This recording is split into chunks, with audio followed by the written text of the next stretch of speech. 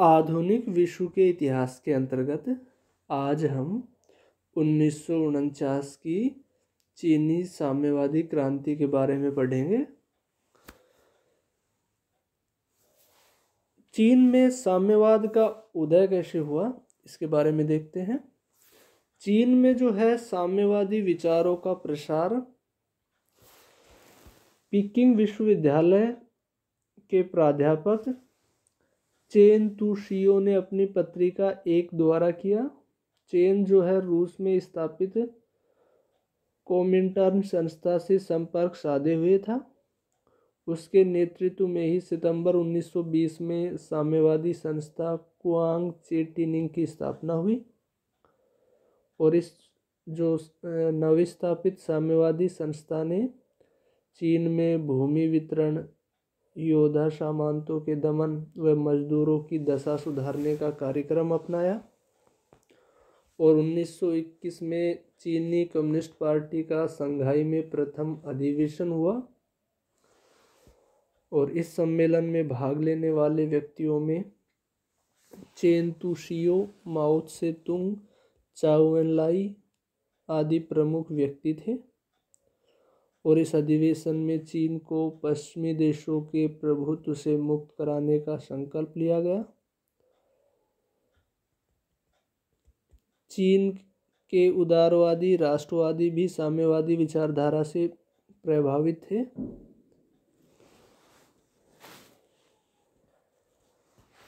Doctor सन यात सेन ने रूस से प्रभावित होकर कोमिंगतांग के पुनर्गठन में उसकी सहायता ली थी और कोमिंटर्न भी जानता था कि इस समय डॉक्टर सन यात सेन और उसके दल का चीनी जनता में अच्छा प्रभाव था, इसलिए वह कोमिंगतांग के माध्यम से चीन में साम्यवाद के प्रचार प्रसार की फिराक में था। चीनी साम्यवादी दल ने 1922 में कोमिंगतांग से सहयोग प्रारंभ किया और साम्यवादी दल के व्यक्तियों ने कोमिंगतांग की सदस्यता भी ग्रहण की और यह सहयोग 1927 तक चल सका।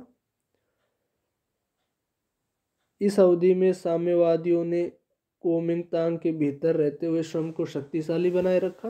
उन्होंने मजदूरों, छात्रों तथा किसानों को प्रभावित किया और साम्राज्यवाद व सामंतवाद के विरुद्ध जनचेतना को तीव्र किया।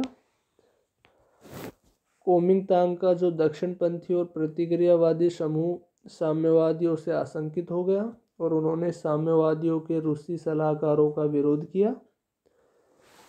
इसी पृष्ठभूमि में जो है 1927 में कोमिंगतांग से साम्यवादियों को निष्कासित कर दिया गया और इसके बाद जो है कम्युनिस्टों ने चीन के अनेक प्रदेशों पर अपना प्रभुत्व स्थापित कर लिया।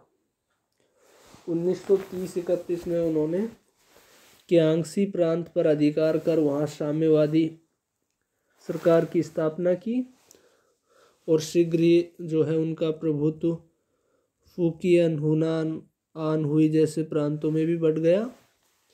किसान उनके साथ थे क्योंकि वे जो साम्यवादी थे अपने प्रभुत्व वाले क्षेत्रों में जमींदारों सामंतों से जमीन छीनकर किसानों में बांट रहे थे। साम्यवादियों ने जो है सामाजिक धार्मिक कुरीतियों को भी समाप्त किया, गरीबों पर अधिक ध्यान दिया। इससे जो है जनता का समर्थन उनके प्रति बढ़ता गया।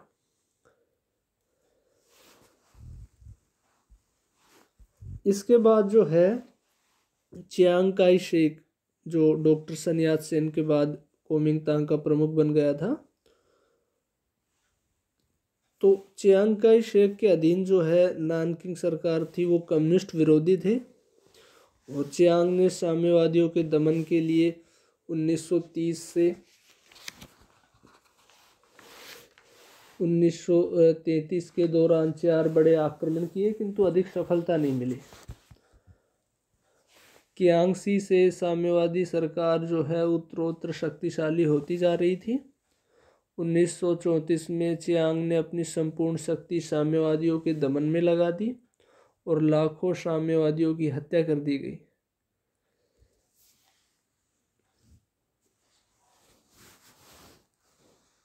1934 में जो है का जो चियांग का अभियान था साम्यवादियों के विरुद्ध, वो कुछ सफल रहा और साम्यवादियों पर दबाव काफ़ी बढ़ गया।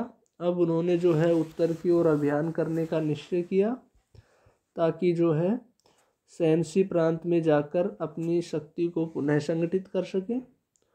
वहाँ उनको रूस का भी सहयोग मिल सकता था क्योंकि दक्षिण में रहते हुए नानकिंग की राष्ट्रवादी सरकार से लंबे समय तक संघर्ष संभव नहीं था। अतः जो है कियांगसी प्रांत को छोड़कर सैनसी प्रांत की ओर जाने का जो साम्यवादियों का अभियान है वो इतिहास प्रसिद्ध महाप्रस्थान या लॉन्ग मार्च कहलाता है। चारों ओर चियांग की सेना से घिरे होने पर भी जो है माओ त्से तुंग के नेतृत्व में अक्टूबर 1934 में साम्यवादियों ने कठिन महाप्रस्थान प्रारंभ किया और यह जो अभियान था लगभग एक वर्ष बाद 1935 में सैनसी प्रांत में समाप्त हुआ।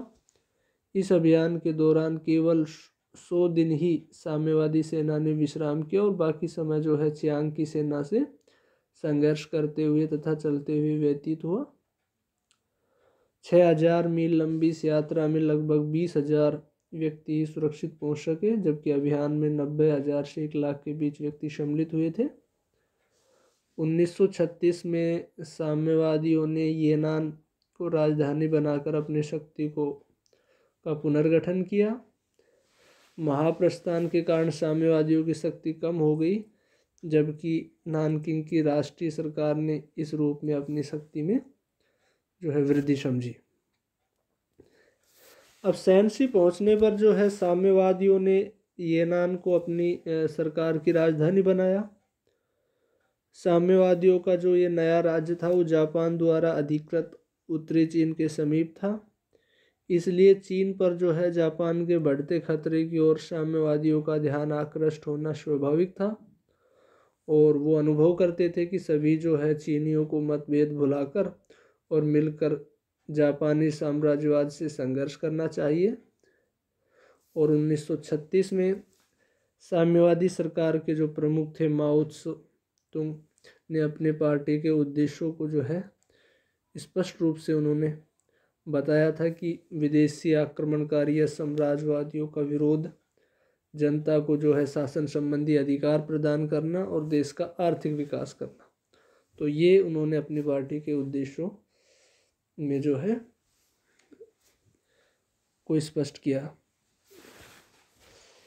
किंतु नानकिंग की जो राष्ट्रीय सरकार का जो प्रमुख था चियांग काई शेक, वो साम्यवादियों से किसी भी प्रकार के समझौते के विरुद्ध था और वह जापान से पहले साम्यवादियों से निपटना चाहता था। वह सैनसी प्रांत में उनको परास्त कर संपूर्ण चीन पर कुओमिंगतांग का शासन स्थापित करके चीन की राष्ट्रीय एकता स्थापित करना चाहता था और इसके बाद ही वह जापान से निपटना चाहता था। उसने जब अपनी सेनाएं साम्यवादियों के विरुद्ध भेजी तो उसकी सेना व सेनापति साम्यवादियों के प्रभाव में आ गए कि जो है उन्होंने भाई भाई आपस में न लड़के जापानी प्रभुत्व को चुनौती दे।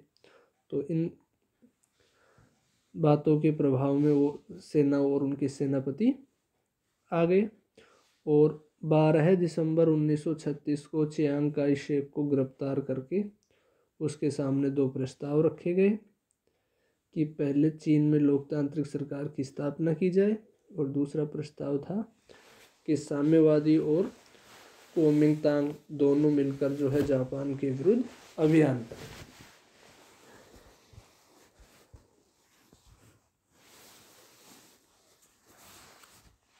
तो 15 दिसंबर 1936 को जब चियांग को पूर्ण सम्मान के साथ छोड़ दिया गया तो दोनों पक्षों में युद्ध का अंत हो गया।